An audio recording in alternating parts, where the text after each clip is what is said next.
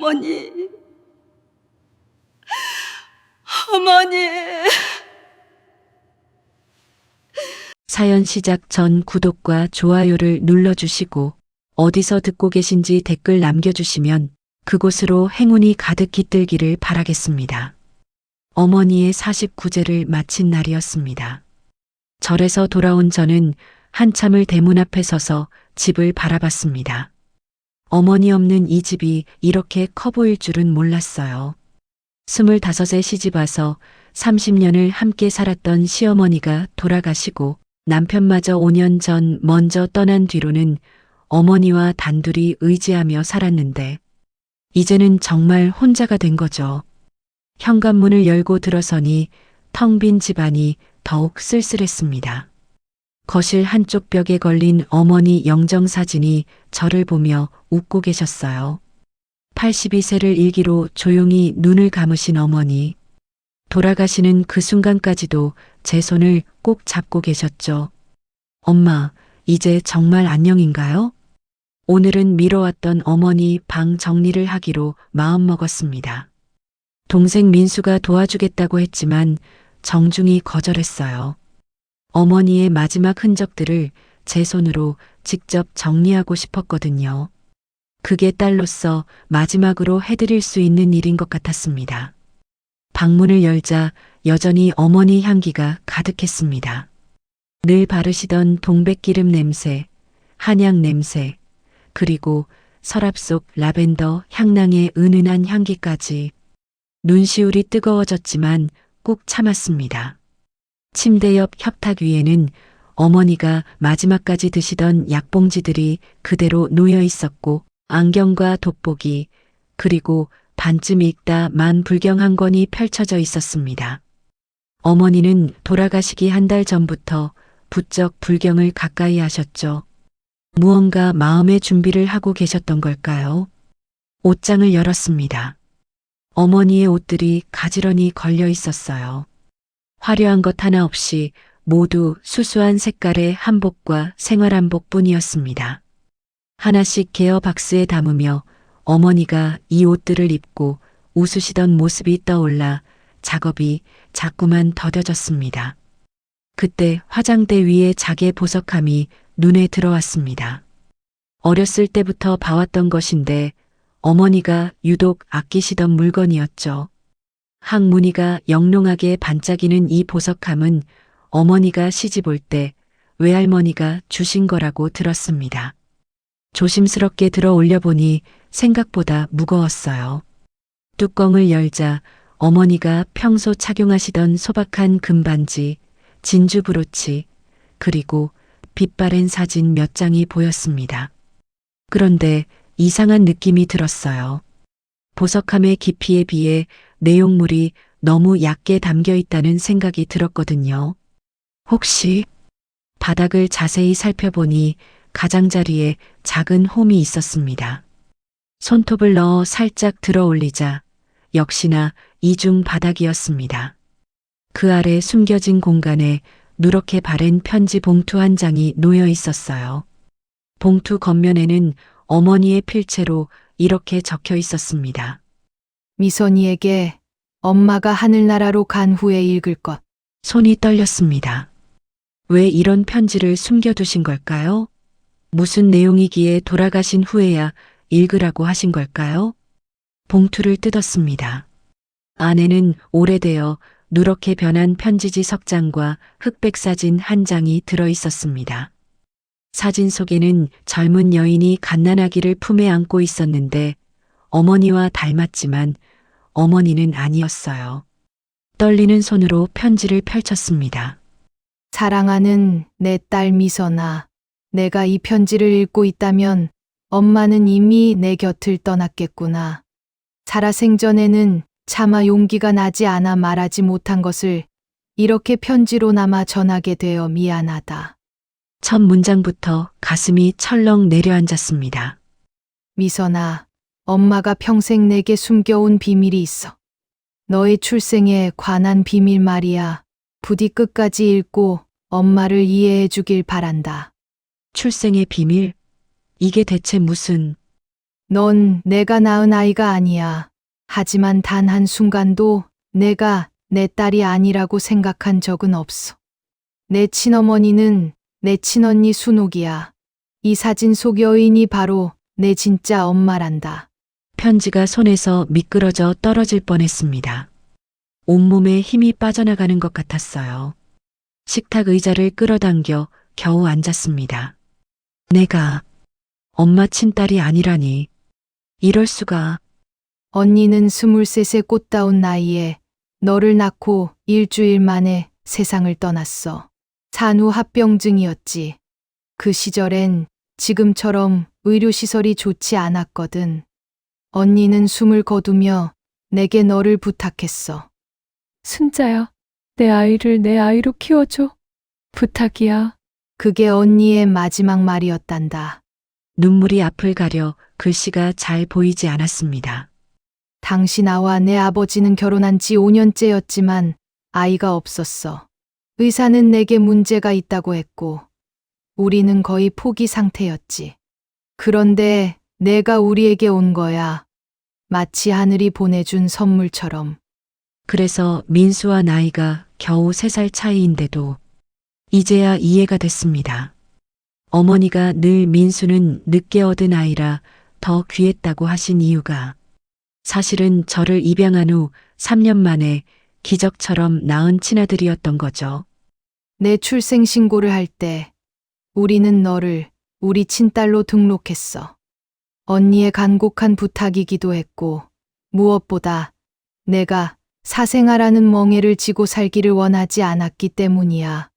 그 시절엔 미혼모의 아이에 대한 시선이 지금보다 훨씬 가혹했거든. 편지를 잠시 내려놓고 사진을 다시 들여다봤습니다. 사진 속 여인, 내 친어머니라는 박순옥. 어머니보다 더 날카로운 인상이었지만 눈매는 꼭 저를 닮았네요. 아니, 제가 그분을 닮은 거겠죠. 내 친아버지에 대해서는 나도 잘 몰라. 언니는 끝까지 말하지 않았어. 다만 그이는 이미 가정이 있는 사람이라고만 했지. 언니가 얼마나 힘들고 외로웠을까. 사랑하는 사람의 아이를 홀로 품고 견뎌야 했던 그 시간이. 화가 났습니다. 어머니에게도 친어머니에게도 그리고 무책임하게 사라진 친아버지에게도 55년 동안 모두가 나를 속인 거야? 미선아, 배신감을 느낄 거야. 당연해. 하지만 알아줬으면 해. 너를 키우며 단 한 번도 후회한 적 없어. 내가 처음 걸음마를 뗄 때, 엄마라고 부를 때, 학교에서 상장을 받아올 때, 시집갈 때, 준호를 낳을 때. 그 모든 순간이 내게는 축복이었어. 매달 언니 묘소에 찾아갔어. 미선이 잘 크고 있다고, 착한 아이로 자라고 있다고, 좋은 엄마가 되었다고 보고했지. 언니도 분명 기뻐했을 거야. 그래서 매달 한 번씩 어디론가 가셨구나. 어머니가 옛 친구 만나러 간다며 외출하시던 날들이 떠올랐습니다. 사실은 친언니, 내 친어머니의 묘소를 찾아가신 거였어요. 민수는 20살 때 우연히 서류를 보고 알게 됐어. 하지만 그 아이는 누나는 영원히 우리 누나라며 끝까지 비밀을 지켜줬단다. 고마운 아이야. 민수도 알고 있었다고 배신감이 더 크게 밀려왔습니다. 온 가족이 다 알면서 나만 몰랐다니. 미선아, 이 모든 걸 숨긴 건 널 지키고 싶어서였어. 진실을 알면 내가 상처받을까봐, 우리를 떠날까봐 두려웠어. 용서해다오. 그리고 기억해다오. 넌 내 딸이야. 피로 맺어지지 않았어도 사랑으로 맺어진 내 진짜 딸이란다. 사랑한다. 내 딸아. 엄마가. 편지를 다 읽고 나니 온몸에서 힘이 빠졌습니다. 주저앉아 한참을 울었어요. 서러워서, 억울해서, 그리고 어머니의 사랑이 느껴져서. 그럼 나는 누구지? 김미선? 박미선? 현관문 여는 소리가 들렸습니다. 엄마, 저 왔어요. 할머니 방 정리 도와드리려고요. 아들 준호였습니다. 황급히 편지를 보석함에 넣고 눈물을 닦았어요. 엄마, 우셨어요? 눈이 빨개요. 아니야. 할머니 생각나서 그래. 또 거짓말. 평생 거짓말 속에서 살았는데 나도 거짓말을 하고 있네. 그날 밤 잠들 수 없었습니다. 천장을 보며 생각했어요. 55년간 나는 누구였을까?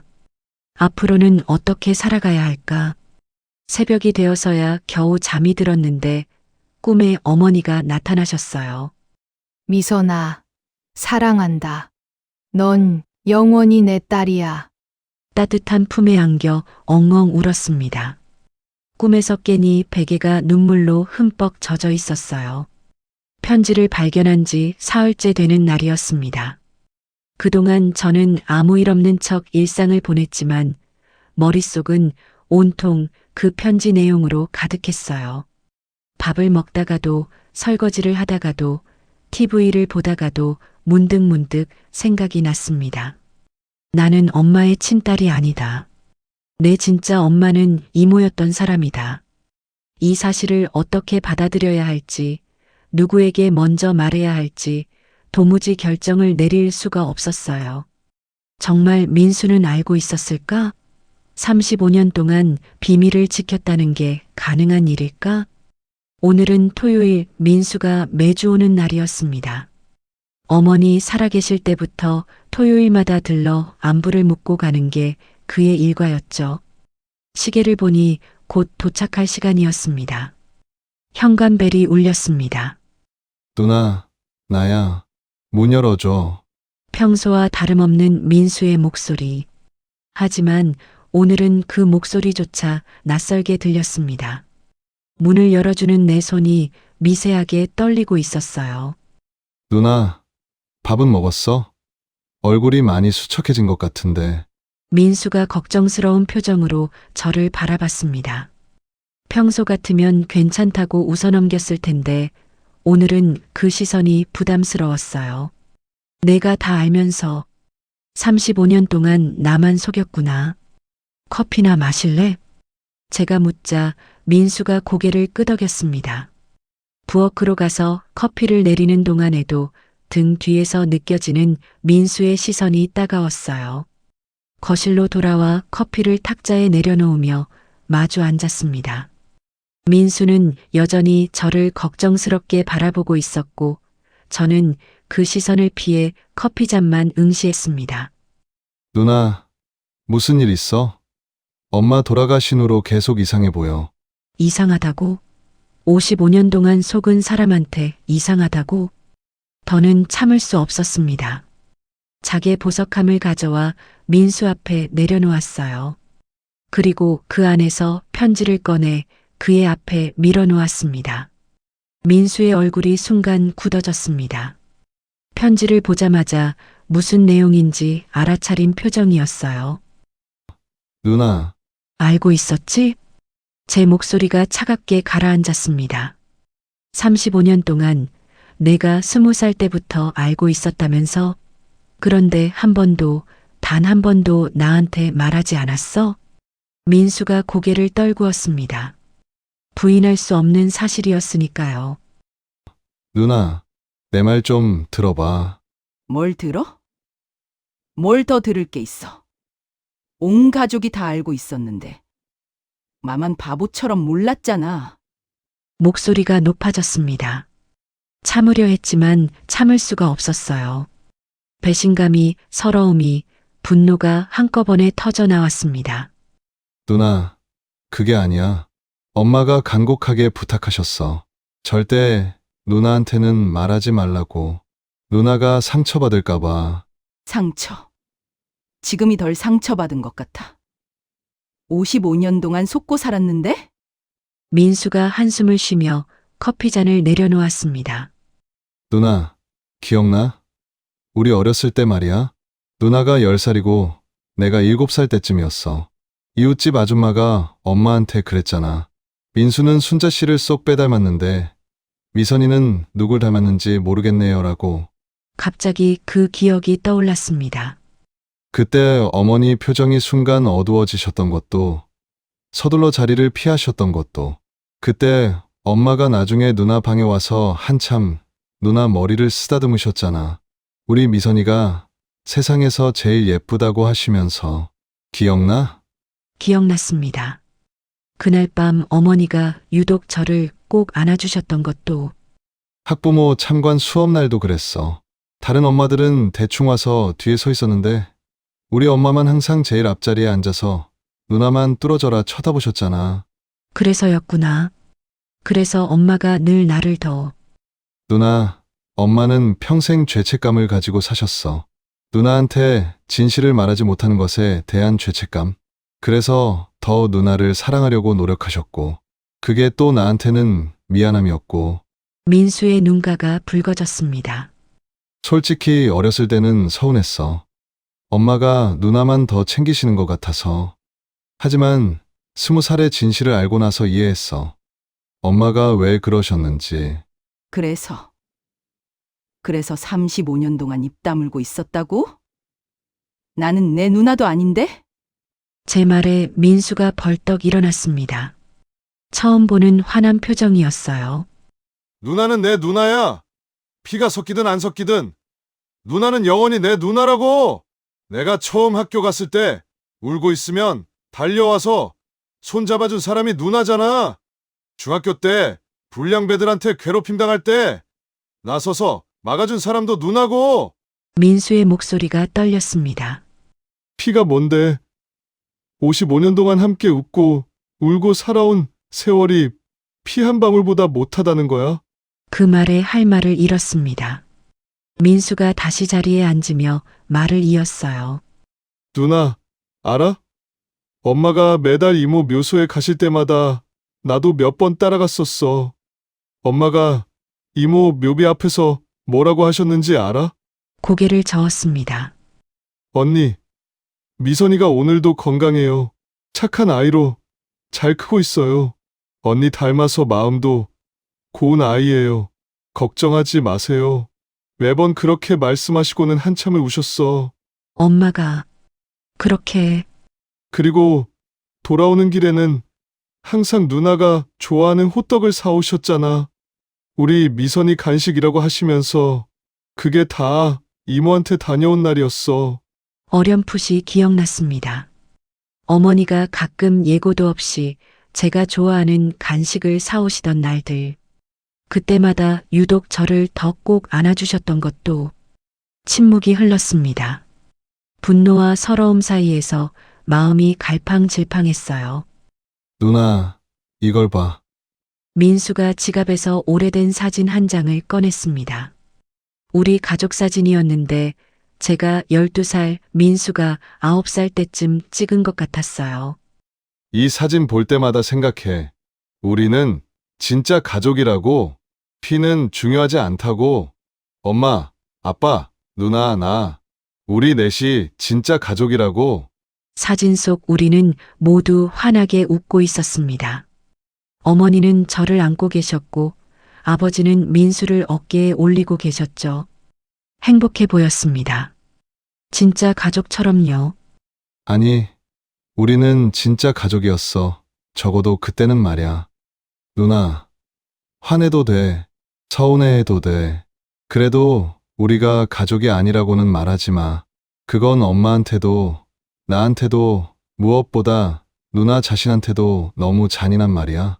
민수의 말이 가슴에 박혔습니다. 그제야 제가 얼마나 잔인한 말을 했는지 깨달았어요. 미안. 내가 너무했네. 아니야, 누나. 당연히 화낼 수 있어.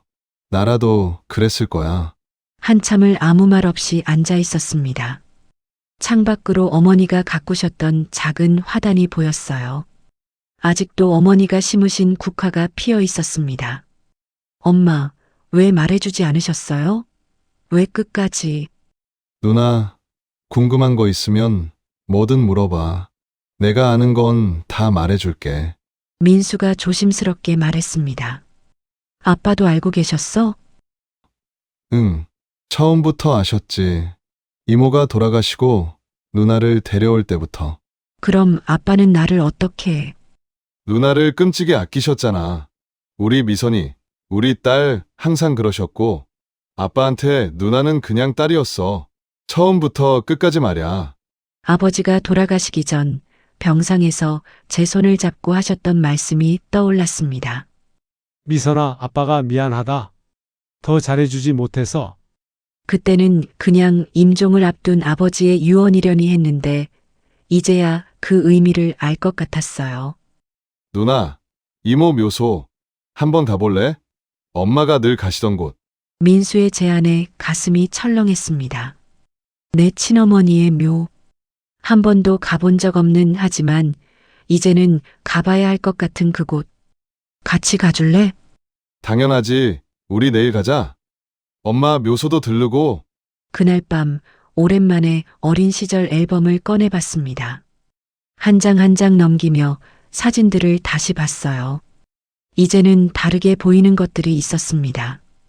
어머니가 유독 저를 많이 찍으신 것도, 제 사진마다 날짜와 함께 짤막한 메모를 적어두신 것도, 미선이 첫 운동회, 미선이 상장 받은 날, 미선이 10번째 생일.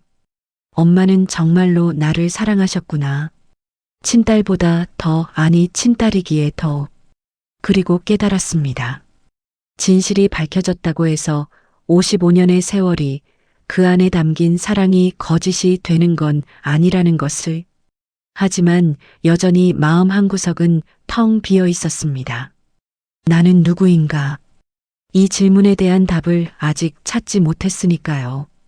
민수와 만난 다음 날 저는 이모 묘소에 가는 것을 미뤘습니다. 아직 마음의 준비가 되지 않았어요. 55년 만에 처음 만나는 친어머니라니. 무슨 말을 해야 할지, 어떤 마음으로 대해야 할지 모르겠더군요. 대신 저는 집에 남아 홀로 진실을 찾기로 했습니다. 어머니가 남기신 흔적들 속에서 제가 미처 알지 못했던 과거의 조각들을 찾아내고 싶었어요. 다락방부터 시작했습니다. 어머니가 오래된 물건들을 보관하시던 곳이었죠. 먼지가 가득한 계단을 올라가니 수십 년 된 상자들이 차곡차곡 쌓여 있었습니다. 첫 번째 상자를 열었습니다. 오래된 서류들이 가득했어요. 그 중에서 눈에 띈 것은 1968년도 호적 등본이었습니다. 제 이름이 선명하게 적혀 있었죠. 김미선. 1968년 4월 15일생. 잠깐, 1968년? 내가 태어난 건 1968년인데. 갑자기 이상한 점을 발견했습니다.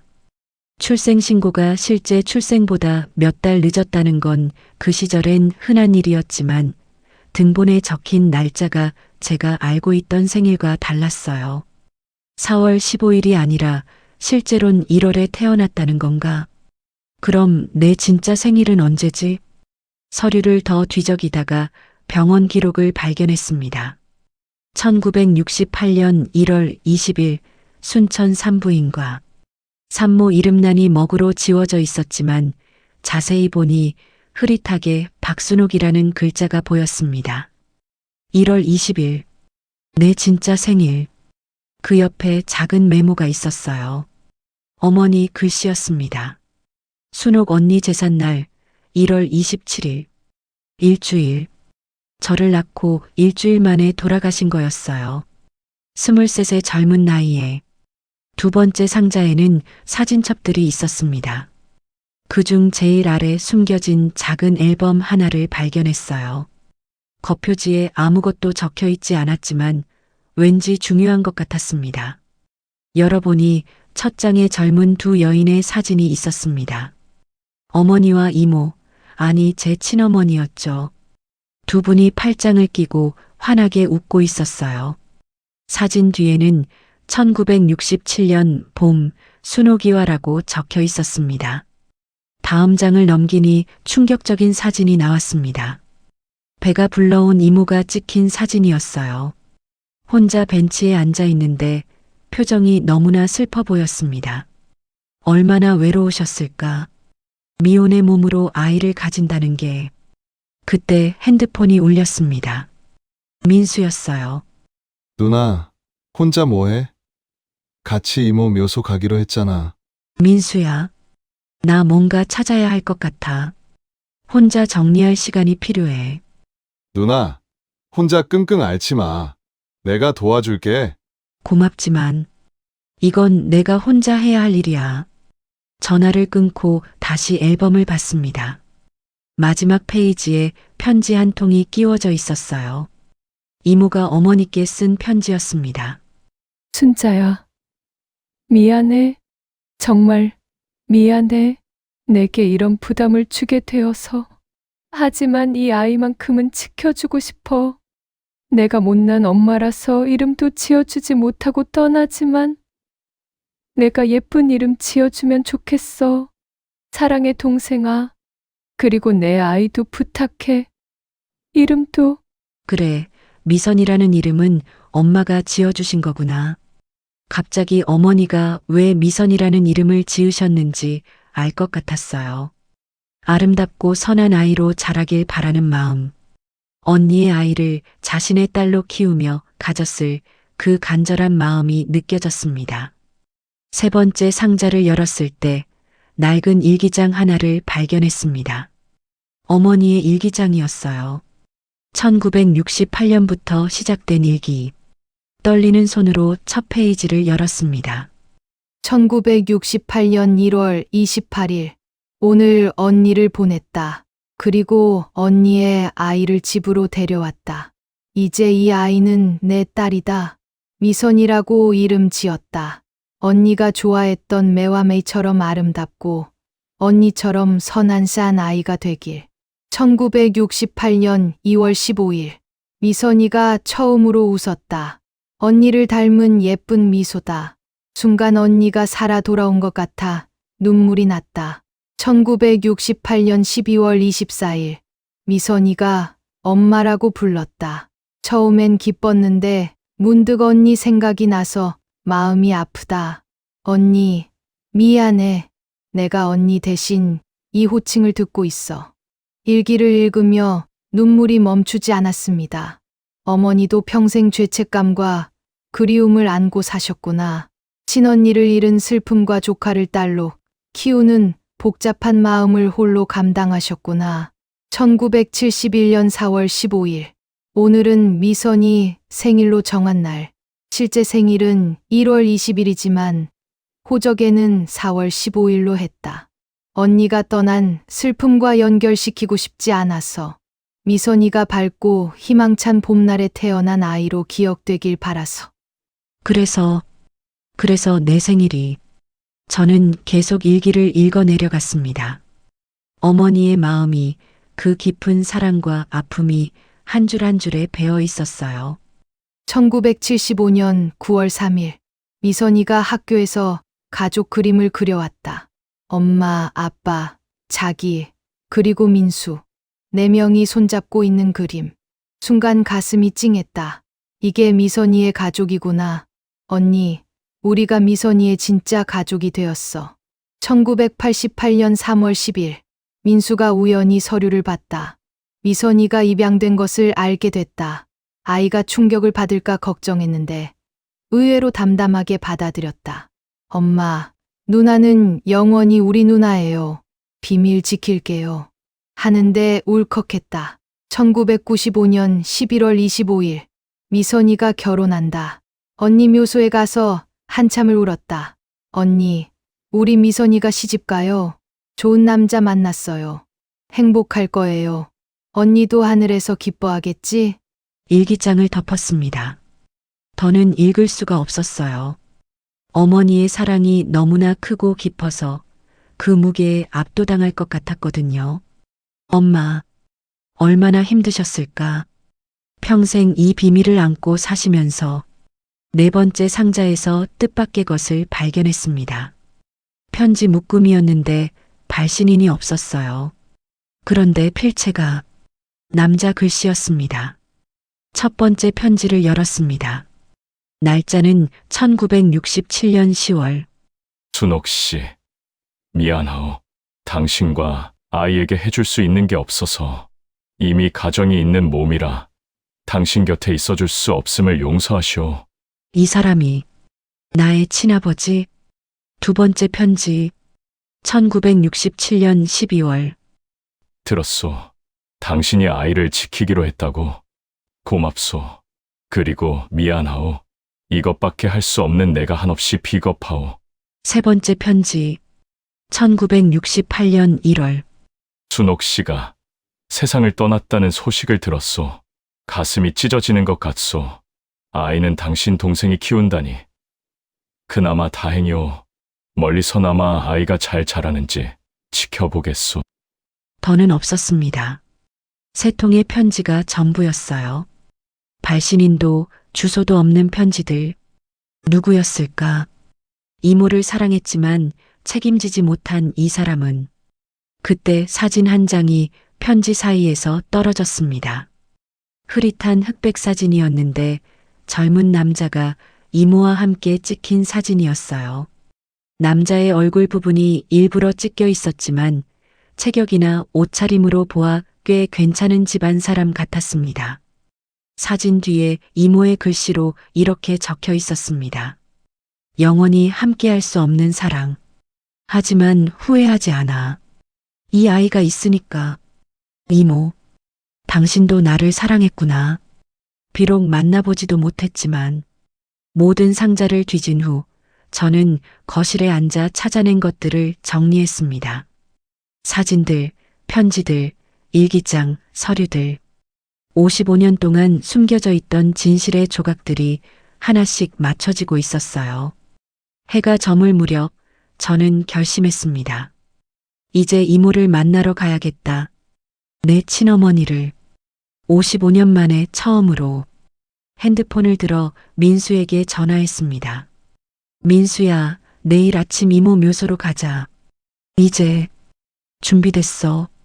알았어, 누나. 내일 아침 일찍 데리러 갈게. 그날 밤 저는 찾아낸 모든 것들을 자개 보석함에 넣었습니다. 어머니의 일기장, 이모의 편지, 사진들. 이제 이것들은 제 인생의 일부가 되었으니까요. 침대에 누워 천장을 바라봤습니다. 김미선.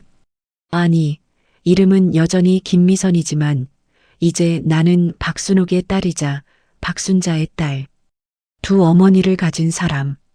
처음으로 마음이 조금 가벼워지는 걸 느꼈습니다. 진실을 아는 것이 이렇게 무거우면서도 동시에 자유로운 일이구나. 내일이면 55년 만에 친어머니를 만납니다. 무슨 말을 해야 할지는 모르겠지만 이제는 만날 준비가 된 것 같았어요. 다음 날 아침 민수와 이모 묘소로 가려고 준비하던 중이었습니다. 현관벨이 울렸어요. 이른 아침 시간이라 의아했는데 문을 열자 뜻밖의 사람이 서 있었습니다. 정 여사님, 어머니의 오랜 친구이자 이웃이셨던 분이었죠. 80을 넘기셨는데도 여전히 정정하신 모습이었습니다. 미선아, 이렇게 일찍 와서 미안하구나. 잠시 들어가도 될까? 어머, 정 여사님. 물론이죠, 들어오세요. 정 여사님은 품에서 낡은 봉투 하나를 꺼내 제게 내밀었습니다. 이걸 내게 주려고 왔어. 너희 어머니가 돌아가시기 한 달 전에 나한테 부탁하신 거야. 내가 진실을 알게 되면 그때 전해달라고. 엄마가 정 여사님한테도. 거실에 앉아 봉투를 열었습니다. 안에는 빛바랜 사진 몇 장과 편지가 있었는데 편지는 어머니가 정 여사님께 쓴 것이었습니다. 정희 언니, 미선이가 언젠가는 진실을 알게 되겠죠. 그때 언니가 곁에 있어 주세요. 그 아이에게 순옥 언니 이야기를 들려주세요. 내가 하지 못한 이야기들을. 정 여사님이 천천히 입을 열었습니다. 미선아, 나는 내 엄마와 이모, 그러니까 순자와 순옥이를 어릴 때부터 알았어. 우리 세 사람은 둘도 없는 친구였지. 정 여사님의 눈가가 촉촉해졌습니다. 순옥이는 정말 아름다운 아이였어. 순자보다 2살 많았는데 동네 청년들이 줄을 섰을 정도였지. 하지만 그 아이 눈에는 아무도 안 들어왔어. 공부를 참 잘해서 대학까지 가고 싶어 했거든. 이모가 대학을 꿈꿨구나. 그런데 22 때였나?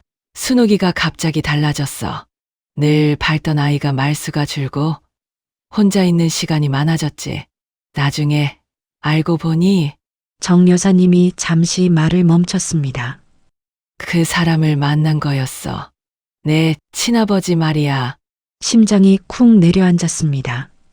드디어 그 사람에 대한 이야기를 듣게 되는군요. 박 교수였어. 우리 동네 근처 대학에서 문학을 가르치던 사람이었지. 순옥이가 도서관에서 일하다가 만났다고 했어. 유부남인 걸 알면서도 어쩔 수 없었다고. 사랑을 멈출 수가 없었다고 했지. 박 교수, 문학을 순옥이가 임신했을 때 그 사람은 아이를 지으라고 했대. 가정을 깨뜨릴 수 없다고. 하지만 순옥이는 거부했어. 이 아이만큼은 지킬 거야. 내 전부를 걸고서라도. 그때 순옥이 눈빛을 잊을 수가 없어. 정 여사님이 사진 한 장을 가리켰습니다. 젊은 시절의 세 여인이 함께 찍은 사진이었어요. 이게 우리 셋이야? 가운데가 순옥이, 왼쪽이 순자, 오른쪽이 나. 이 사진 찍고 한 달 뒤에 순옥이가 너를 낳았어. 사진 속 이모는 정말 아름다웠습니다. 하지만 눈빛에 깊은 슬픔이 서려 있었죠. 출산이 너무 힘들었어. 집에서 낳으려다가 결국 병원으로 갔는데 이미 늦었더라고. 산후 출혈이 심해서 일주일을 버티다가 정 여사님의 목소리가 떨렸습니다. 순옥이가 마지막으로 순자 손을 잡고 그랬어. 내 아이를 부탁해. 네가 이 아이의 엄마가 되어줘. 미선이라고 불러줘. 순옥이가 지어둔 이름이었어. 이모가 내 이름을 지었구나. 순자는 언니와의 약속을 지키려고 평생을 바쳤어. 너를 친딸처럼, 아니 친딸보다 더 아끼고 사랑했지. 매달 순옥이 묘소에 가서 언니, 오늘도 미선이 잘 지내요라고 보고하고. 그때 현관문이 열리며 민수가 들어왔습니다. 누나, 갈 준비됐어? 여사님. 민수야, 잘 왔다. 너도 들어야 할 이야기야. 민수가 조심스럽게 자리에 앉았습니다. 정 여사님이 또 다른 사진을 꺼냈습니다. 어린 제가 어머니 품에 안겨 있는 사진이었어요. 이 사진 봐. 순자가 너를 얼마나 사랑했는지 보이니? 그 표정 좀 봐. 진짜 엄마의 얼굴이야. 혈연이 뭐가 중요해? 저게 진짜 모정이지. 정 여사님이 제 손을 잡았습니다. 미선아, 내가 알아야 할 게 또 있어. 내 친아버지 말이야. 숨이 막혔습니다. 그 사람. 박 교수는 순옥이가 죽고 3년 뒤에 교통사고로 세상을 떠났어. 그 전에 몇 번 멀리서 널 지켜봤다고 들었어. 유치원 운동회 때, 초등학교 입학식 때. 하지만 한 번도 가까이 오지는 않았지. 그래도 지켜봐주기는 했구나. 그리고 이거, 그 사람이 순옥이한테 마지막으로 준 거야. 정 여사님이 작은 반지 하나를 꺼냈습니다. 소박한 은반지였는데 안쪽에 S&M이라고 새겨져 있었어요. 순옥과 미선의 이니셜이야. 순옥이가 죽기 전에 나한테 맡겼어. 언젠가 미선이가 크면 주라고. 반지를 받아들자 눈물이 흘렀습니다. 이모가, 친어머니가 제게 남긴 유일한 유품. 그리고 미선아, 이것도 알아둬. 순옥이는 너를 정말 원했어. 모두가 반대했지만 그 아이는 끝까지 너를 지켰어. 이 아이는 내 전부야. 내가 이 세상에 남길 단 하나의 증거야 라고 했지. 민수가 조용히 물었습니다. 정 여사님, 그럼 저희 아버지는? 내 아버지는 대인배였어. 순옥이 아이를 친딸로 키우자는 순자의 결정을 묵묵히 받아들였지. 아내가 행복하다면 그 아이도 우리 가족이라고 했어. 아버지도 그런 큰 결정을 해주셨구나. 정 여사님이 일어서며 말했습니다. 이제 순옥이 묘소에 가니? 네. 정 여사님. 그래. 가봐야지. 55년이나 기다렸을 테니. 그리고 미선아, 정 여사님이 제 어깨를 토닥였습니다. 순옥이나 순자나 둘 다 내 엄마야. 한 사람은 너를 이 세상에 존재하게 했고 한 사람은 너를 키워 사람으로 만들었어. 둘 다 위대한 엄마지. 정 여사님이 떠난 후 민수와 저는 한동안 말이 없었습니다. 누나, 이제 많이 알게 됐네. 응. 이모가 날 정말 원했구나. 그리고 엄마도. 두 분 다 누나를 사랑하셨어. 민수가 일어서며 말했습니다. 가자, 누나 이모한테. 아니, 누나의 또 다른 엄마한테. 저도 일어섰습니다. 이제 정말 준비가 됐어요. 은반지를 손가락에 끼고 자개 보석함을 품에 안았습니다. 그 안에는 어머니의 편지, 이모의 사진, 그리고 이제 막 들은 이야기들이 담겨 있었죠. 이모, 아니 엄마. 이제 만나러 가요. 55년이나 늦었지만 차에 오르며 생각했습니다. 정 여사님 말씀이 맞았어요. 저는 두 어머니를 가진 축복받은 사람이었구나. 한 분은 목숨을 걸고 저를 지켰고 한 분은 평생을 바쳐 저를 키우셨으니까요. 이제 그 두 분께 모두 인사를 드릴 시간입니다. 민수의 차를 타고 묘소로 향하는 내내 가슴이 두근거렸습니다. 창밖으로 스쳐 지나가는 풍경이 낯설게 느껴졌어요. 55년 동안 이 도시에 살면서도 한 번도 가보지 못한 곳, 친어머니가 잠들어 계신 곳으로 가고 있다는 사실이 믿기지 않았습니다. 누나, 거의 다 왔어. 저 언덕 너머야. 민수가 조심스럽게 말했습니다. 공동묘지 입구에 차를 세우고 걸어 올라가기 시작했어요. 오래된 묘지라 그런지 고목들이 울창했고 여기저기 이끼 낀 비석들이 세월의 흔적을 보여주고 있었습니다. 여기야, 누나.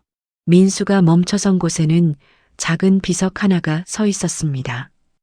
박순옥 1945년 3월 10일에서 1968년 1월 27일 하늘의 별이 되다.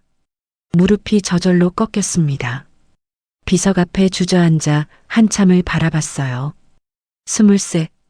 제 아들 준호보다도 어린 나이에 떠나신 거예요. 엄마, 친엄마. 그때 이상한 것을 발견했습니다. 비석 주변이 너무나 깨끗하게 정리되어 있었어요.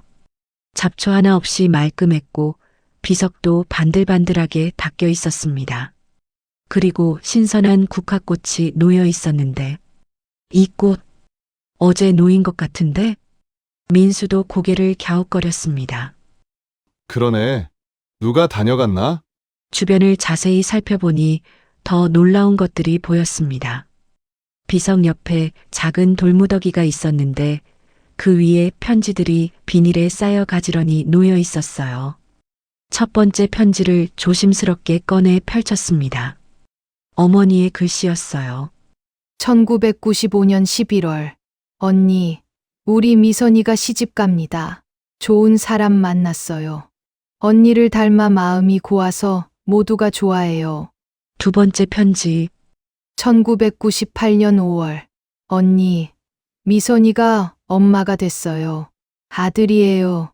준호라고 이름 지었답니다.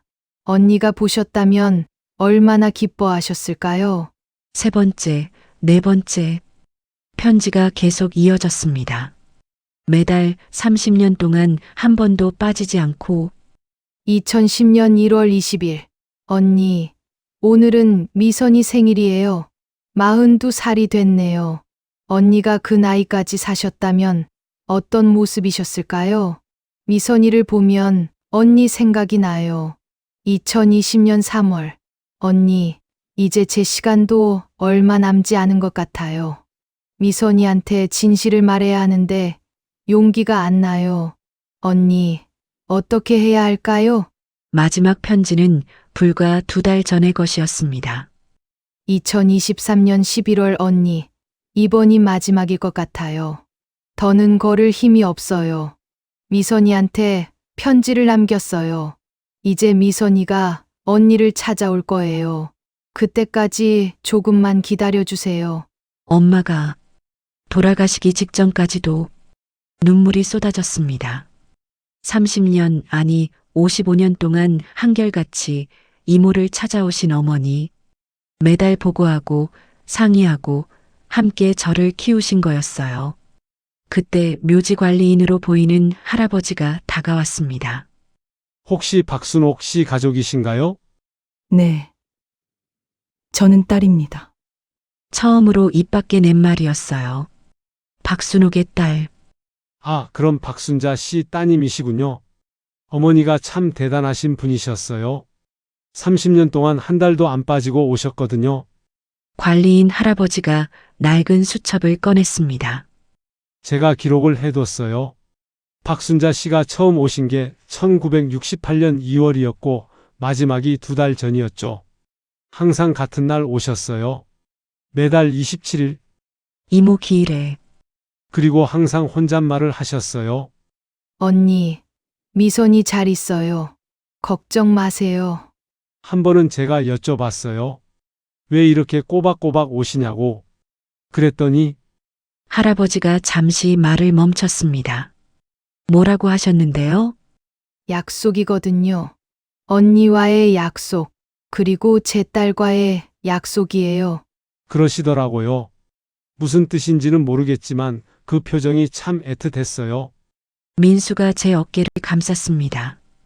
누나, 엄마는 정말로 누나를 딸로 생각하셨어. 관리인 할아버지가 또 말을 이었습니다. 아, 그리고 특별한 날도 있었어요. 1월 20일에는 항상 케이크를 가져오셨어요. 미선이 생일이라고 하시면서. 그리고 여기서 생일 축하 노래를 부르셨죠? 매년. 내 진짜 생일에. 또 5월 8일 어버이날에도 오셨는데 그날은 카네이션 2송이를 가져오셨어요. 하나는 여기 놓고 하나는 가슴에 달고 언니한테도 받고 싶었을 텐데 하고 우셨어요. 더는 들을 수가 없었습니다. 비석을 끌어안고 엉엉 울었어요. 두 분이 함께 날 키우신 거구나. 한참을 울고 나서야 겨우 진정할 수 있었습니다. 품에 안고 온 작의 보석함을 열어 어머니의 편지를 꺼냈어요. 이모. 아니, 엄마. 저예요, 미선이. 55년 만에 왔어요. 비석에 대고 말을 시작했습니다. 늦어서 죄송해요. 이제야 알았어요. 엄마가 저를 얼마나 원했는지 목숨 걸고 지켜주셨다는 걸. 민수가 조용히 뒤로 물러나 자리를 비켜주었어요. 양엄마. 아니, 작은엄마가 매달 찾아왔다고 들었어요. 55년 동안 제 이야기를 전해드렸다고요. 이제는 제가 직접 말씀드릴게요. 은반지를 꺼내 손가락에 꼈습니다. 저 잘 살았어요. 정말 행복하게 살았어요. 좋은 부모님 만나서 좋은 동생도 있고 결혼도 하고 아들도 낳았어요. 엄마가 원하셨던 대로 착하게, 건강하게 살았어요. 바람이 불어 국화꽃 향기가 코끝에 닿았습니다. 그리고 이제 알아요. 제가 얼마나 사랑받는 사람인지, 두 엄마의 사랑을 한 몸에 받은 축복받은 사람이라는 걸. 그때 민수가 다가와 무언가를 건넸습니다. 어머니 묘소에서 가져온 국화꽃이었어요. 누나, 이거 엄마 묘소에서 가져왔어. 두 분이 함께 계시라고. 국화를 비석 앞에 놓으며 생각했습니다. 이제야 모든 퍼즐이 맞춰진 것 같다고. 55년의 비밀, 30년의 참배, 그리고 두 어머니의 사랑. 해가 저물기 시작했습니다. 노을빛이 묘소를 따뜻하게 비추고 있었어요. 이모, 이제 자주 올게요. 양엄마처럼 매달은 못 와도 자주 와서 이야기 들려드릴게요. 하지만 이젠 정말 딸로서 오겠습니다. 박순옥의 딸, 박순자의 딸, 두 어머니의 딸 김미선으로. 묘소를 떠나는 길 뒤돌아보니 석양빛에 비석이 반짝이고 있었습니다. 마치 이모가 친엄마가 웃고 계신 것 같았어요. 누나, 이제 어디로 갈까? 엄마 묘소에 가자. 이 이야기를 들려드려야지. 두 어머니를 모두 만난 날. 55년의 세월을 관통한 사랑을 확인한 날. 이날은 제 인생에서 가장 중요한 날이 될 것 같았습니다. 이모 묘소를 다녀온 지 일주일이 지났습니다. 그동안 저는 집에만 틀어박혀 있었어요. 민수가 몇 번 찾아왔지만 만나고 싶지 않았습니다. 아들 준호의 전화도 받지 않았죠. 혼자 있고 싶었어요. 아니, 정확히는 혼란스러운 제 마음을 정리할 시간이 필요했습니다. 거실 소파에 앉아 두 어머니의 사진을 번갈아 보며 생각에 잠겼습니다. 어머니로 알고 살았던 박순자, 그리고 이제야 만난 친어머니 박순옥. 두 분 다 저를 사랑하셨다는 건 알겠는데, 그럼 나는 누구의 딸인가? 김미선? 박미선? 나는 도대체 누구지? 자개 보석함을 열어 그동안 찾은 것들을 하나씩 꺼내 놓았습니다. 어머니의 편지, 이모의 사진, 친아버지의 편지, 음반지. 55년 인생의 진실이 눈앞에 펼쳐져 있었지만 오히려 더 혼란스러웠어요. 양어머니는 나를 진심으로 사랑하셨을까? 아니면 언니와의 약속 때문이었을까? 친어머니는 정말 나를 원했을까? 아니면 선택의 여지가 없었던 걸까? 질문만 계속 떠올랐습니다. 답은 없고 새벽 3시 잠들지 못하고 부엌으로 갔습니다. 차를 끓이다가 거울에 비친 제 얼굴을 봤어요. 누구를 닮은 걸까? 친어머니? 양어머니? 아니면 얼굴도 모르는 친아버지? 55년 동안 내가 알던 나는 거짓이었어. 그럼 진짜 나는 누구지? 갑자기 모든 게 무의미하게 느껴졌습니다. 제 인생 전체가 거짓 위에 세워진 것 같았어요. 학교 다닐 때, 결혼할 때, 아들 낳을 때. 그 모든 순간에 저는 김미선이었는데 사실은 그게 아니었던 거잖아요. 주르륵 눈물이 흘렀습니다. 서러워서도 아니고 슬퍼서도 아닌 그냥 공허해서 흐르는 눈물이었어요. 그때 현관문이 열리는 소리가 들렸습니다. 준호였어요. 엄마, 왜 전화를 안 받으세요? 걱정돼서 왔어요. 준호야, 이 시간에 웬일이니? 엄마가 일주일째 연락이 안 되는데 어떻게 가만히 있어요? 삼촌한테도 연락받았고요. 준호가 부엌으로 들어와 제 얼굴을 보더니 놀랐습니다. 엄마, 많이 야위셨네요. 밥은 드셨어요? 응, 먹었어. 거짓말이었죠. 일주일 동안 제대로 먹은 게 없었어요. 준호가 냉장고를 열어보더니 한숨을 쉬었습니다. 텅 비었잖아요. 엄마, 대체 무슨 일이에요? 할머니 돌아가신 것 때문에 그러세요? 더는 숨길 수 없었습니다. 자개 보석함을 가져와 준호 앞에 놓고 모든 걸 털어놓았어요. 편지, 사진, 그동안 알게 된 모든 진실을. 준호는 조용히 듣더니 제 손을 잡았습니다. 엄마, 그래서요? 그게 뭐가 달라지나요? 뭐가 달라지냐고? 모든 게 달라지지. 나는 내 할머니의 친딸이 아니야. 내 진짜 할머니는 따로 있어. 내가 55년 동안 속고 산 거라고. 목소리가 높아졌습니다. 준호에게 화를 내는 게 아니라 제 자신에게 화가 났던 거예요. 준호가 차분히 말했습니다. 엄마, 제가 어렸을 때 기억나세요? 제가 입양된 건 아닌지 물어봤던 거. 갑자기 옛 기억이 떠올랐습니다. 준호가 초등학교 때 친구들이 너는 엄마 아빠 안 닮았다고 놀렸다며 울면서 온 날이. 그때 엄마가 뭐라고 하셨는지 기억하세요? 준호야, 닮고 안 닮고가 중요한 게 아니야. 엄마 아빠가 너를 얼마나 사랑하는지가 중요한 거야 라고 하셨잖아요. 그건 엄마, 똑같아요. 할머니가 엄마를 낳았든 안 낳았든 55년 동안 엄마를 키우고 사랑한 건 할머니예요. 그게 가짜예요. 준호의 말에 할 말을 잃었습니다. 그리고 엄마, 저는 엄마가 자랑스러워요. 두 분의 어머니를 모신 거잖아요. 한 분은 목숨 걸고 엄마를 지켰고, 한 분은 평생을 바쳐 엄마를 키웠고, 얼마나 대단한 사랑이에요. 준호가 핸드폰을 꺼내 사진을 보여줬습니다. 우리 가족 사진이었어요. 어머니, 저, 준호, 그리고 민수 가족까지 다 같이 찍은 사진. 이거 보세요. 이게 우리 가족이에요. 피가 어떻게 연결됐든 이게 진짜 우리 가족이라고요. 그 순간 무언가가 와르르 무너지는 소리가 들렸습니다. 제 안에 쌓아놓은 의심과 혼란의 벽이 무너지는 소리였을까요? 엄마, 울어도 돼요. 실컷 우세요. 준호 품에 안겨 한참을 울었습니다.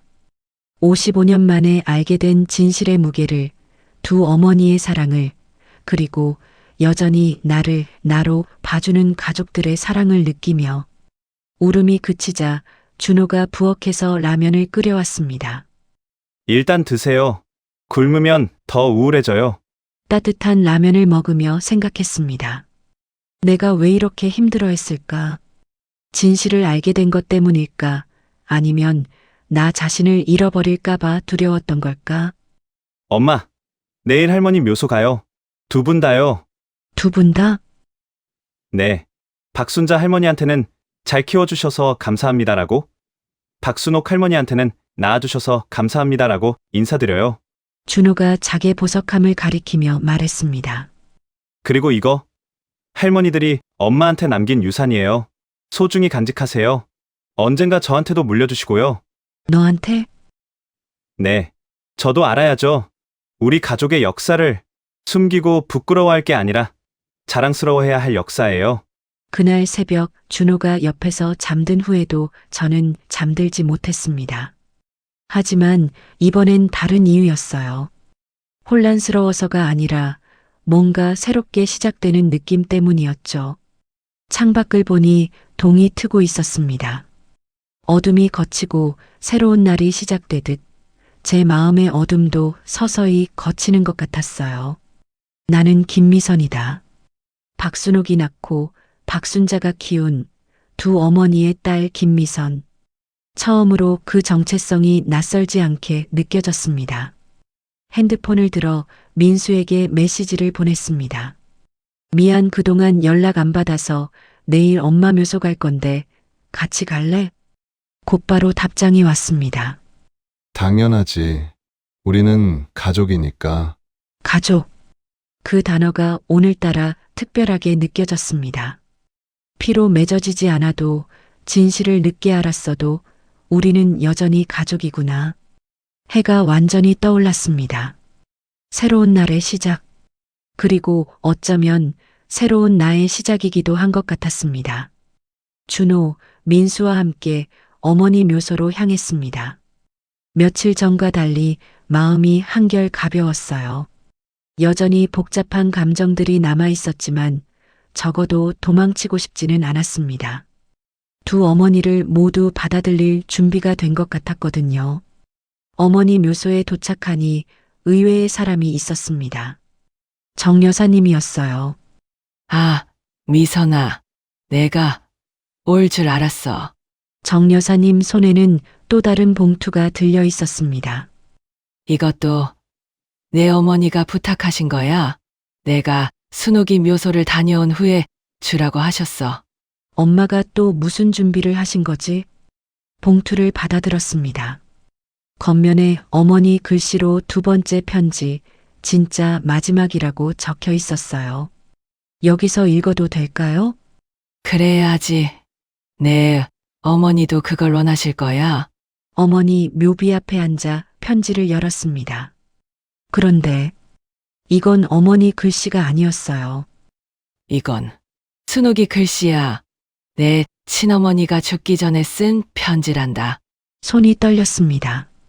55년 만에 듣는 친어머니의 목소리였으니까요. 사랑하는 동생 순자에게 내가 이 편지를 쓰는 동안 내 옆에서 아기가 자고 있어. 이제 겨우 사흘 된 내 딸. 의사는 내가 일주일을 못 넘길 거라고 했어. 그래서 이 편지를 쓰는 거야. 준호가 제 어깨를 잡아주었습니다. 순자야. 미안해. 정말 미안해. 내게 이런 부담을 주게 되어서. 하지만 부탁이야. 이 아이를 내 딸로 키워줘. 내 딸이 아니라 내 딸로. 왜냐하면 나는 알아. 이 아이를 언니 딸로 키우면 평생 눈치 보며 살 거야. 차별받을 거고 상처받을 거야. 하지만 내 딸이라면 달라. 당당하게 살 수 있어. 이모가 처음부터 나를 지키려고 아이 이름은 미선이라고 지어줘. 아름답고 선한 아이가 되길. 그리고 한 가지 더. 절대로 이 아이한테 미안해하지 마. 내가 미안해하면 아이도 눈치채. 그냥 내 딸로, 온전히 내 딸로 사랑해줘. 순자야, 내가 얼마나 감사한지 알아? 모두가 나를 손가락질할 때 너만 내 편이었어. 언니, 내가 있잖아라고 했을 때 얼마나 고마웠는지. 민수가 손수건을 건넸습니다. 제 얼굴이 이미 눈물범벅이었거든요. 마지막으로 나중에 이 아이가 진실을 알게 되면 전해줘. 엄마가 너를 정말 원했다고. 모든 걸 포기하고서라도 너를 지키고 싶었다고. 그리고 내가 이 세상에서 가장 좋은 엄마를 만나게 해줘서 다행이라고. 순자야, 사랑해. 그리고 미선아, 엄마가 미안해. 하지만 더 많이 사랑해. 1968년 1월 20일. 내 언니 순옥이. 편지가 끝났지만 뒷면에 어머니의 글씨로 추신이 있었습니다. 미선아, 이제 알겠니? 언니는 처음부터 너를 내 딸로 키우길 원했어. 그래서 나는 당당하게 내 엄마가 될 수 있었고, 너는 당당하게 내 딸이 될 수 있었어. 55년 동안 단 한순간도 내가 내 딸이 아니라고 생각한 적 없어. 언니가 준 선물이 아니라 하늘이 내게 준 진짜 내 딸이라고 생각했어. 미선아, 이제 더는 혼란스러워하지 마. 넌 두 엄마의 딸이야. 그리고 그건 축복이야. 2배로 사랑받은 아이, 목숨 걸고 지켜진 아이, 평생 보살핌 받은 아이. 사랑한다. 내 딸아, 엄마가. 편지를 내려놓고 한참을 울었습니다. 하지만 이번엔 다른 눈물이었어요. 슬픔도 억울함도 아닌 감사의 눈물이었죠. 정 여사님이 말했습니다. 미선아, 그리고 이것도 봐야 해. 정 여사님이 오래된 수첩을 꺼냈습니다. 이건 순옥이 일기야. 임신했을 때 썼던 거지. 떨리는 손으로 일기를 받아들었습니다. 1967년 10월 15일. 뱃속에서 아기가 움직였다. 이 아이는 내 전부야. 비록 아빠는 곁에 없지만 나는 이 아이를 끝까지 지킬 거야. 1967년 12월 24일. 크리스마스 이브다. 아기야, 미안해. 엄마가 너에게 정상적인 가정을 주지 못해서. 하지만 약속할게. 너는 사랑받을 거야. 내가 못 주는 사랑까지 순자가 줄 거야. 1968년 1월 19일. 내일이면 네가 태어날 것 같아. 아기야, 엄마가 많이 미안해. 그리고 많이 사랑해. 네 이름은 미선이야. 미선아, 강하게 살아. 행복하게 살아. 마지막 일기였습니다. 다음 날 저를 낳고 일주일 후 세상을 떠나신 거죠. 준호가 조용히 말했습니다. 엄마, 이제 확실한 것 같아요. 두 분 다 엄마를 진심으로 사랑하셨어요. 민수도 고개를 끄덕였습니다. 누나, 정말 대단한 사랑이야. 한 사람은 목숨 걸고 누나를 낳았고, 한 사람은 평생 바쳐 누나를 키웠고. 정 여사님이 무언가를 더 꺼냈습니다. 작은 아기 신발이었어요. 이것도 순옥이가 남긴 거야. 내가 신을 첫 신발 직접 떠서 만들었지. 병상에서도 놓지 않고 뜨개질했어. 분홍색 털실로 정성스럽게 뜬 아기 신발. 55년이 지났는데도 고스란히 보존되어 있었습니다. 엄마가 아픈 몸으로도 날 위해. 그때 바람이 불었습니다. 어머니 묘비 옆 벚나무에서 꽃잎이 날려왔어요. 계절이 아닌데도 신기하게 몇 송이가 피어 있었거든요. 엄마, 묘비를 향해 말했습니다. 이제 알았어요. 왜 평생 비밀로 하셨는지, 저를 지키려고 하셨던 거죠? 이모도 엄마도 모두 저를 지키려고. 그리고 일어나서 큰 절을 올렸습니다. 준호와 민수도 함께 절했어요. 엄마 감사해요. 55년 동안 저를 딸로 키워주셔서. 그리고 사랑해요. 정 여사님이 말했습니다. 이제 순옥이 묘소로 갈까? 네, 가야죠. 이모 묘소로 가는 길, 손에는 어머니가 남긴 편지와 이모의 일기, 그리고 작은 아기 신발이 들려 있었습니다. 이모 묘소에 도착해서 모든 것을 묘비 앞에 내려놓았습니다. 엄마, 친엄마, 저예요, 미선이. 무릎을 꿇고 앉았습니다. 늦었죠? 55년이나 늦었어요. 하지만 이제야 엄마를 이해해요. 왜 저를 지키려 하셨는지, 왜 순자 이모에게 맡기셨는지, 이모의 일기를 묘비에 기대어 놓으며 말했습니다. 엄마가 쓰신 일기 읽었어요. 저를 얼마나 원하셨는지, 얼마나 사랑하셨는지 알았어요. 감사해요. 저를 포기하지 않고 끝까지 지켜주셔서. 그리고 아기 신발을 들어 올렸습니다. 이것도 봤어요. 아픈 중에도 저를 위해 뜨개질하셨다고요. 엄마, 정말 감사해요. 준호가 앞으로 나왔습니다. 외할머니, 아니 친할머니, 저는 손자 준호예요. 비록 만나 뵙진 못했지만 할머니 덕분에 엄마가 있고 저도 있어요. 감사합니다. 민수도 인사했습니다. 이모님, 전 민수예요. 미선 누나 동생이에요. 아니, 이제는 조카가 되는 건가요? 아무튼 누나를 저희에게 보내주셔서 감사해요. 해가 지기 시작했습니다. 노을이 두 묘소를 감싸한 듯 비추고 있었어요. 정 여사님이 조용히 말했습니다. 순옥이와 순자가 하늘에서 만났겠지. 그리고 이 모습을 보며 기뻐하고 있을 거야. 집으로 돌아오는 길 마음이 이상하게 평온했습니다. 55년의 비밀이 모두 밝혀졌고 두 어머니의 사랑을 완전히 이해했으니까요. 엄마, 이제 어떻게 하실 거예요? 준호가 물었습니다. 글쎄, 그냥 전처럼 살 거야. 김미선으로. 다만 이제는 두 어머니를 모신 김미선으로. 좋아요. 그게 엄마답네요. 민수가 덧붙였습니다. 누나는 누나야. 그게 변하는 건 없어. 그날 밤 자개 보석함에 모든 것을 정리해 넣었습니다. 양어머니의 편지, 친어머니의 편지, 일기, 사진들, 음반지, 그리고 작은 아기 신발까지. 이제 이것들은 숨겨야 할 비밀이 아니라 소중히 간직할 우리 가족의 역사가 되었습니다. 1년이 흘렀습니다. 오늘은 어머니 기일이자 제가 진실을 알게 된 지 정확히 1년이 되는 날이었어요. 아침 일찍 일어나 자개 보석함을 열었습니다. 이제는 숨겨진 비밀의 상자가 아니라 우리 가족 역사를 담은 보물 상자가 되었죠. 음반지를 손가락에 끼고 거울을 봤습니다. 작년 이맘때와는 완전히 다른 사람이 거기 있었어요. 더 평온하고 더 완성된 모습의 김미선이. 엄마, 우리 출발해요. 준호가 가족들과 함께 도착했습니다. 며느리와 손자 둘까지. 민수 가족도 왔어요. 조카들까지 모두. 할머니, 우리도 가요? 5살 손자 지훈이가 물었습니다. 그럼 같이 가야지. 오늘은 특별한 날이거든.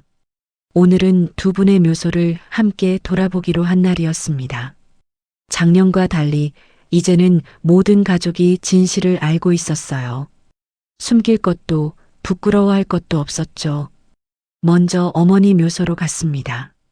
준비해간 꽃과 어머니가 좋아하시던 약과를 올렸어요. 엄마, 잘 지내셨죠? 1년 동안 많은 일이 있었어요. 묘비를 쓰다듬으며 말했습니다. 처음엔 정말 힘들었어요. 배신감도 들고 제가 누구인지도 모르겠고, 하지만 이제는 알아요. 엄마가 왜 그러셨는지, 저를 얼마나 사랑하셨는지. 손자 지훈이가 묘비 앞에 그림 한 장을 놓았습니다. 증조 할머니, 이거 제가 그렸어요. 우리 가족 그림이에요. 그림을 보니 눈시울이 뜨거워졌습니다. 아이가 그린 가족 그림에는 구름 위에 두 분의 할머니가 나란히 서서 우리를 내려다보고 있었어요. 할머니가 두 분이야? 제가 물으니 지훈이가 당당하게 답했습니다. 네, 엄마가 그랬어요. 우리는 특별해서 할머니가 두 분이라고. 한 분은 하늘에서 지켜보시고, 한 분은 여기 계시고. 아이들은 참 쉽게 받아들이는구나. 민수가 앞으로 나와 절을 올렸습니다. 어머니, 감사했습니다. 누나를 지켜주셔서, 저희 가족을 지켜주셔서. 이모 묘소로 이동했습니다. 작년과 달리 이제는 낯설지 않았어요. 오히려 친근하게 느껴졌죠. 엄마, 저 왔어요. 자연스럽게 엄마라는 호칭이 나왔습니다. 1년 동안 자주 왔어요. 매달은 못 왔지만 그래도 한 달에 2번은 왔답니다. 양엄마처럼 매달 27일에도 오고 제 생일인 1월 20일에도 오고요. 준비해간 국화꽃을 놓으며 말을 이었습니다. 엄마, 제가 이제야 깨달았어요. 두 분이 함께 저를 키우신 거였어요. 한 분은 이 세상에 존재하게 해주셨고, 한 분은 이 세상을 살아가게 해주셨죠. 지훈이가 이모 묘비에도 그림을 놓았습니다. 이번엔 아기 천사를 그렸더군요. 이 할머니는 천사 같아요. 일찍 하늘나라 가셨으니까. 순수한 아이의 말에 모두가 미소 지었습니다. 정 여사님도 오셨습니다. 이제는 거의 90이 되셨는데도 정정하셨어요. 미선아, 이제야 완전해 보이는구나. 정 여사님 감사해요. 여사님이 아니었다면 전 영원히 모르고 살았을 거예요.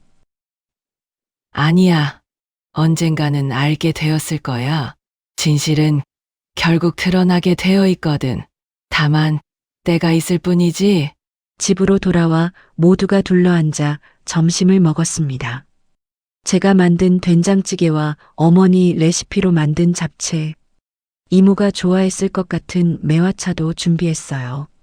식사 후 자개 보석함을 거실로 가져왔습니다. 오늘은 특별한 날이니까 우리 가족 역사를 모두와 나누고 싶어. 하나씩 꺼내며 설명했습니다. 편지들, 사진들, 음반지, 아기 신발. 각각에 담긴 이야기를 들려줬어요. 조카 중 막내가 물었습니다. 삼촌, 그럼 우리는 진짜 사촌이 아니에요? 민수가 대답했습니다. 야, 그게 중요하니? 우리는 가족이야. 어제도, 오늘도, 내일도. 그 말에 모두가 고개를 끄덕였습니다. 저녁 무렵 준호가 제안했습니다. 엄마, 이 이야기를 기록으로 남기는 게 어때요? 우리 가족사로. 기록으로? 네. 나중에 지훈이가 크면, 그 아이들이 태어나면 이 이야기를 전해줘야죠. 숨기는 게 아니라 자랑스럽게. 좋은 생각이었습니다. 그래서 그날부터 일기를 쓰기 시작했어요. 어머니처럼. 하지만 비밀 일기가 아닌 언젠가 후손들에게 물려줄 가족일지로. 2025년 11월 20일 나는 김미선이다.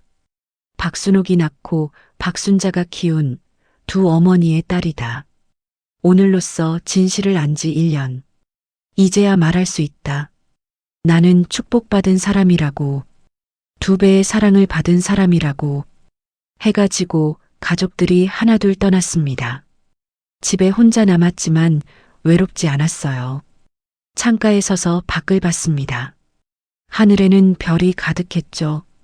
그중 가장 밝은 2개의 별이 나란히 빛나고 있었어요. 엄마들, 보고 계시죠? 저 이제 괜찮아요. 정말로. 자개 보석함을 다시 열었습니다. 그 안에 오늘 지훈이가 그린 그림을 넣었어요. 구름 위에 두 할머니 그림. 이제 우리 가족 보물이 하나 더 늘었네요.